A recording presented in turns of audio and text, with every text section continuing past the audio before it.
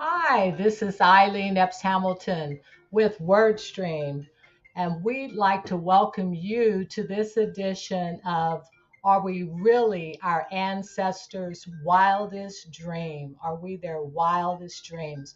We thank you so much for joining us. If this is the first time that you've ever joined us, we thank you for that time.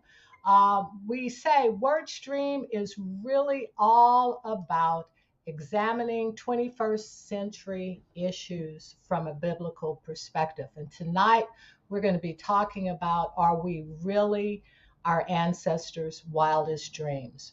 For those who may be looking for us, they can find us on facebook.com/ ITW Ministries online or on YouTube by the title of what we'll be talking about tonight.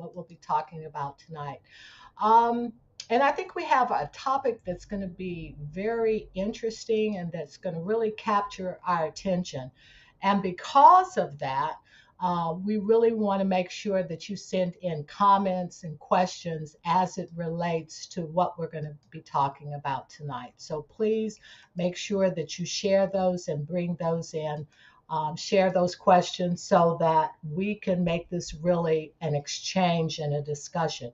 Matter of fact, the key thing that we're going to talk about is learning about the Nia Project of Kansas City and how they are championing Black girls and women in the Kansas City area. And you're going to be able to participate by giving a grade card. That's how you will interact today. You're going to give a grade card with either pass, need improvement, or fail. Grade card ratings. And the questions that we're going to ask for number one is, how well are we championing Black girls and women in Kansas City? Pass, need improvement, or fail. And then also, how well do we celebrate Black girls and women? Again, pass, need improvement, or fail. And the question is, are we really our ancestors' wildest dreams? And to answer that question, we've invited Miss Terri E. Barnes, who is the president and chairperson, founder of the Nia Project of Kansas City. And they describe themselves as they are a group that celebrates, invests, and reimagines possibilities for Black girls and women. And I think that is such a strong statement, to reimagine the possibilities for Black women. You know, in Ephesians 2:10, it says that we are God's workmanship, created unto good works, which He preordained at the foundations of the earth. And so the question is, are we really living up to the potential out of the heart that God created for us? I'm excited because I'm glad to say that Terri is a friend of mine. And the thing is, she describes herself as a passionate advocate for Black girls and women. And I don't call her a champ. I don't call her an advocate. I call her a champion. A champion is different from an advocate in that they put their own personal skin in the game. They get involved, they get their hands dirty. And I've seen Terri do that. And if she doesn't get her hands dirty, she is really good because she's a visionary. She'll get your hands dirty so you can work at it. But someone is going to work for the benefit of others, especially as it relates to our community. So, with that being said, I'm going to bring Miss Terri into the studio. Hey, Terri, Hello, Eileen. how are you? I'm doing great. How are you? I'm fine. Hey, this whole issue of, are we really living out of our purpose? Are we our ancestors' wildest dream? And the Nia Project. Tell us a little bit about the genesis of the Nia Project, how it came into existence, and where you're going. Okay. Thank you for having me. I have to be honest and tell you that the genesis for the Nia Project started 25 years ago, 25 or 30 years ago, when I was in corporate America and participated in a community outreach mentoring program where they would send folks from our companies over into the inner city schools. And I was the only Black person who was part of that experience. And that just really didn't sit well with me. Listening to the children talk and listening to all the concerns about safety that the people would have coming into the community.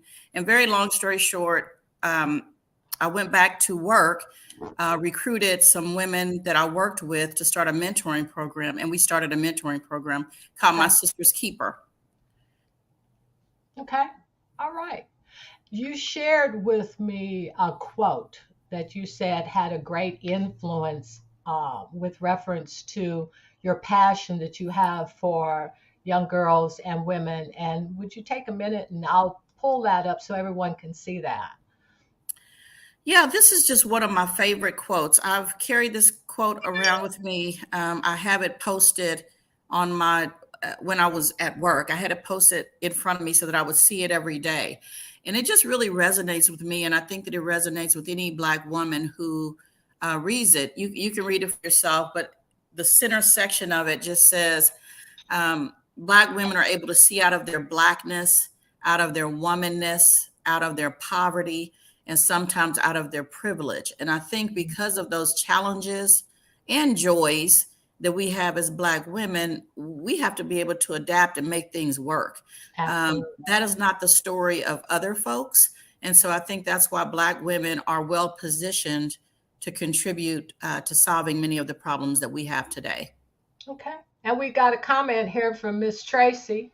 She's saying, "Yay, beloved Terri represents us." So Aww. that's part of your team, correct? That's part of my tribe. Hey, Tracy. That's part of your tribe. We're going to do a thing on tribes too, talking about tribes. But tell us a little bit about your mission, vision, where you're going, what are you doing right now? Yeah, so like I said, this journey really started 25 years ago when we started that mentoring program for girls. We started that in 2000. We ended it in 2015, 2016.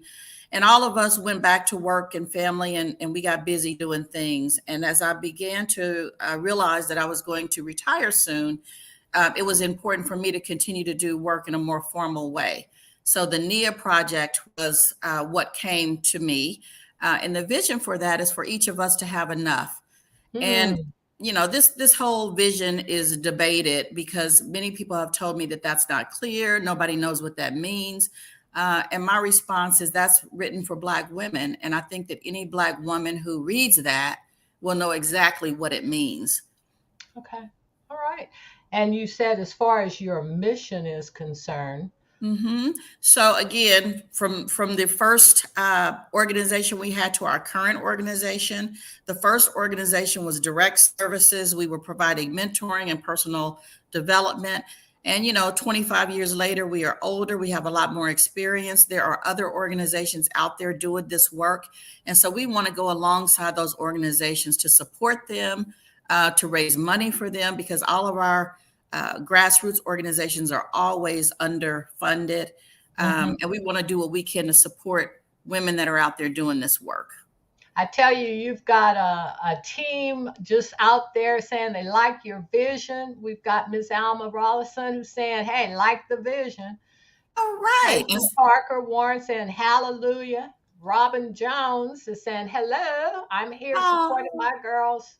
And then we got Gumby. Hey, speak Mrs. Moorborn. So, hey, you've got groups and people who are supporting where you really want to go and organizations. I went to your website and had an opportunity to look at some of the projects. Can you just do a quick kind of overview? Black Women Get Fit. I think that's the one everyone's familiar with, and the one that you have an upcoming event this Friday. So we want to make sure that we spend time to just do a shout out at the end for that. But tell me a little bit about these projects. So it's really funny. I won't go into all the details, but Black Women Get Fit was really a fluke, and it has turned in it is our signature program. It is wildly popular. We have recently been funded for it. We've been invited to bring that program to Kansas City, Kansas. I am really excited about what will happen with Black Women Get Fit. And basically what it is health and wellness Mind, Body, and Soul, where we go out and we find all of our practitioners in the community that do physical fitness, faith-based education, career education. We bring that all under one roof and we offer it free to the community. And it has Free. just been, we offer it. I have been told to stop saying free and to say complimentary. We offer it Complimentary. complimentary to the community. This is our 5th year of offering that programming, and it is just unbelievably successful. And I think what we know about Black women is that we crave community and we crave the support of other Black women. And that's the message that we get every time that we do one of these events. It's been incredible. Absolutely. Well, I think, tell me any of the other programs that you want to talk about, or you want to save that for the next time we bring you on board. Let me say a couple things. So Black Women Get Fit is our signature event, and you can go out on our Facebook page and find lots of details about that. You will begin to see more of our work under the Nia Project banner. And one of the things I'm really excited about is we have adopted, per se, Sisters in Christ, which is a program that is run by Carolyn Whitney. And again, because we want to support existing people doing the work, supporting other Black girls and women, we want to do what we can to support her. So Sisters in Christ is our Nia project for 2022. And then finally, we hope to do the Beloved Community, a resale boutique this summer for 3 months. Wait a minute. Resale boutique pop-up? A resale boutique for 3 months is going to be a pop-up. We've talked about doing this for years. But the idea of having a store was absolutely overwhelming. And so we're going to take this concept, do a retail boutique, 3 months for a summer program for girls. We're going to teach them customer service skills, conflict resolution. We're going to focus on their math, their reading, their comprehension. So we're going to do all of those things under the guise of a boutique. And we think it's going to be fun. And we hope that it's wildly successful. Well, it will be. It looks like you're already doing some things that are really giving back to the community. And so now I think that brings us to the topic at hand. Are we really our ancestors' wildest dreams? So it's time for us to start our scorecard. And this is an opportunity for all of you who are listening with us today. We're going to start off with our first question.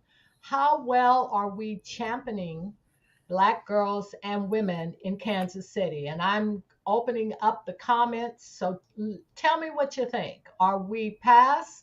Or we need improvement or failure? How well are we championing Black women and girls in Kansas City?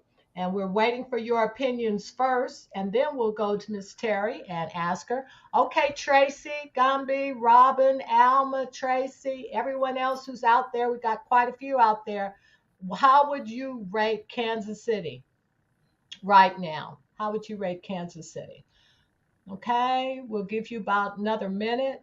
Terri, let's go ahead. Let's prime the pump. Okay, Gumby says, hey, needs improvement. Okay, Miss Gumby, thank you. Okay, so she says needs improvement.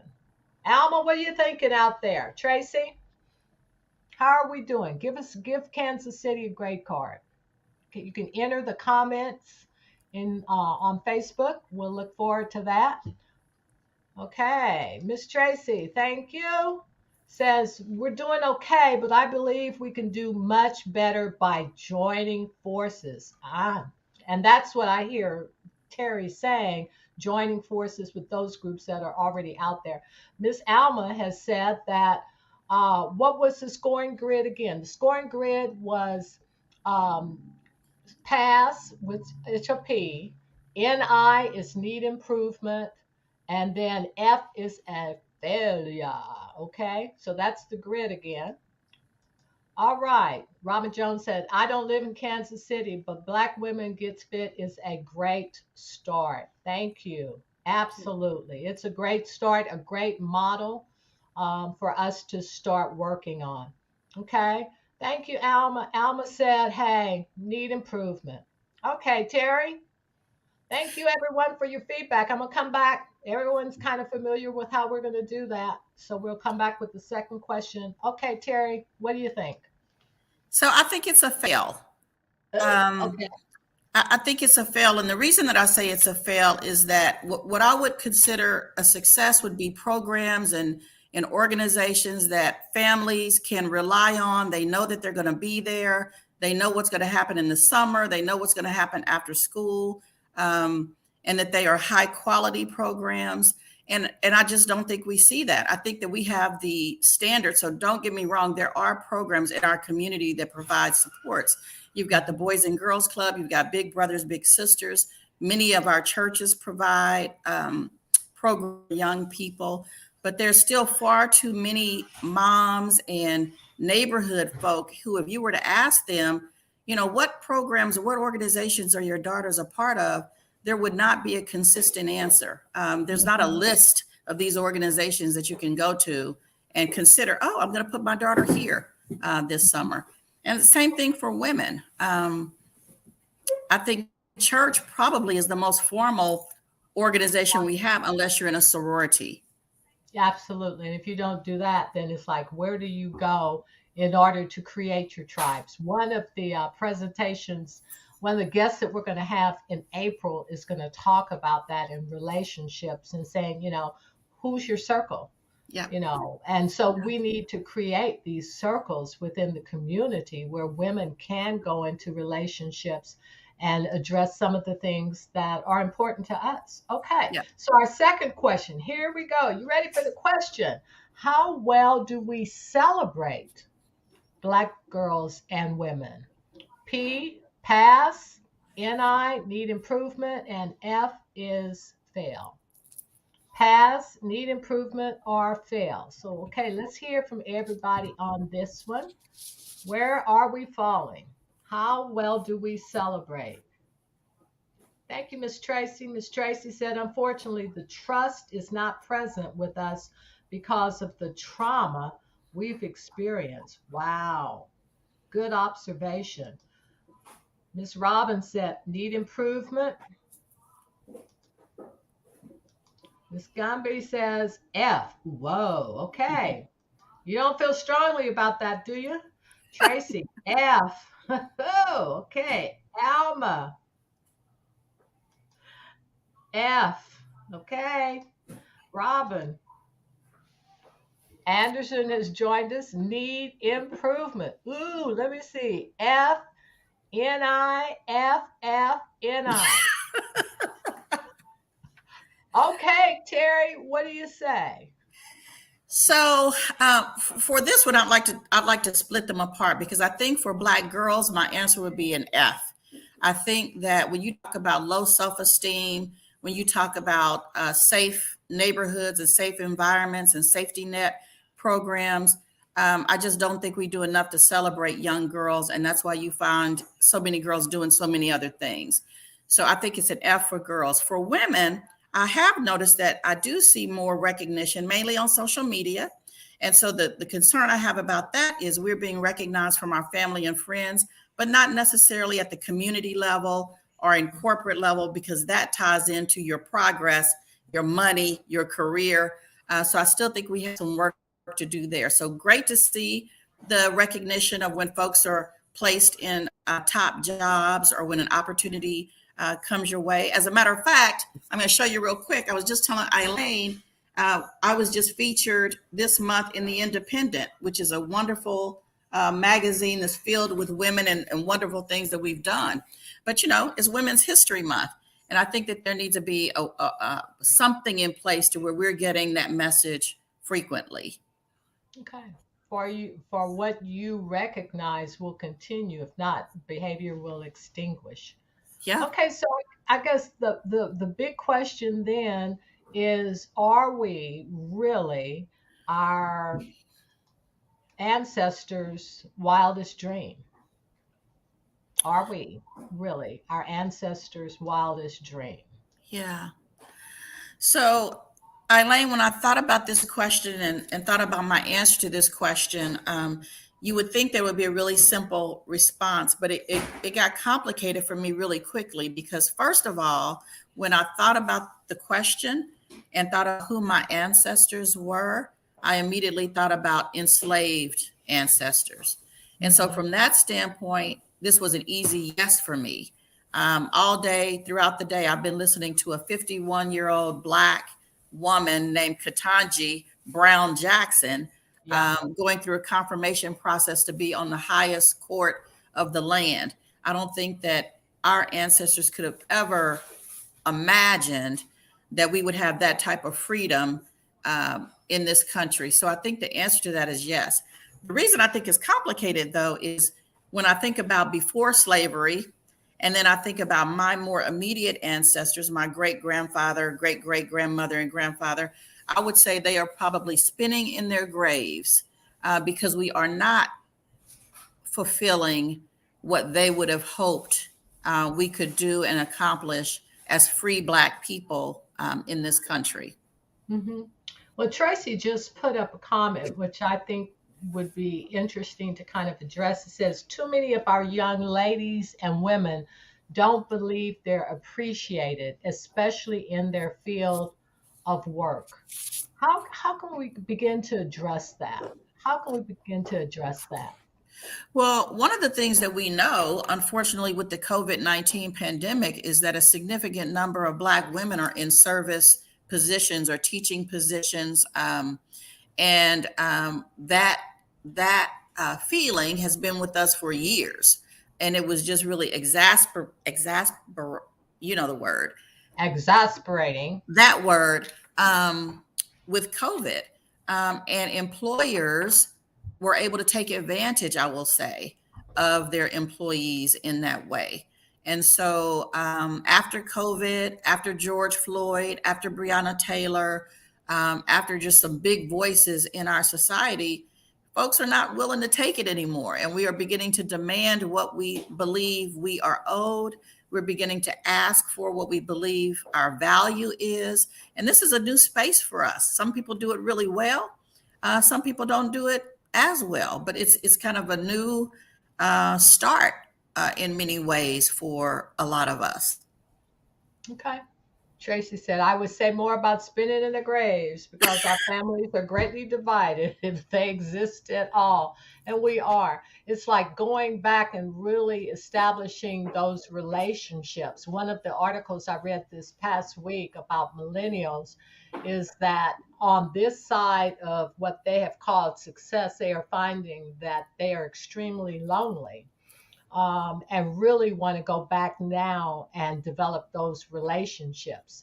I thought about your quote, people who see opportunities with one eye.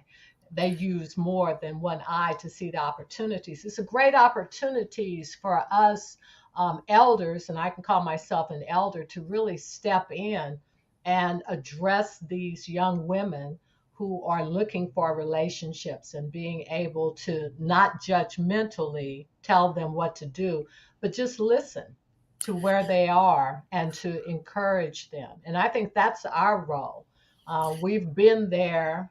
It's now time to support those that need to step up, that need to take us into that next generation piece. Okay. Yeah, one of the things that Reverend Harsfeld always talks about is being in right relationship with our brothers and sisters. And Yeah. if we can't be in right relationship with our brothers and sisters, we can't be in right relationship with God. And so as I look around this community, and there are churches on every corner, in my opinion, the church has a significant role to play that we haven't really leaned into.